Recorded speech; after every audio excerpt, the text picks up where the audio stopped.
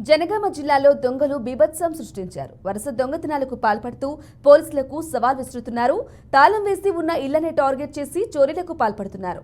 తాజాగా అహ్మద్ నగర్లోని 2 ఇళ్లలో చోరీకి పాల్పడ్డారు. ఓ ఇంట్లో బీరువాలో ఉన్న 5 తులాల బంగారు ఆభరణాలు, 70,000 రూపాయల నగదును చోరీ చేశారు. బాధితుల ఫిర్యాదు మేరకు పోలీసులు ఘటనా స్థలానికి చేరుకుని పరిశీలించారు. క్లూస్ టీం అధికారులు ఆధారాలు సేకరించారు. ఈ ఘటనపై కేసు నమోదు చేసి దర్యాప్తు చేపట్టారు. మొత్తం ఇక్కడే ఉండిపోతుంది వచ్చిపోతున్నాం ఇవన్నీ మీరు వాళ్ళు ఇదంతా ప్రపాలను వాళ్ళు ఇదంతా వాళ్ళు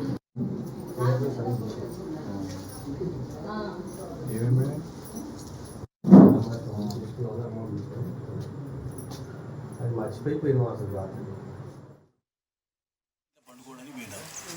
రాత్రి ఒక్కనే ఉండవద్దు అని చెప్తే కొడుకింటికి నిద్రపోయి తెల్లారి 6 గంటలకి వచ్చేటప్పుడు తాళం తీసింది.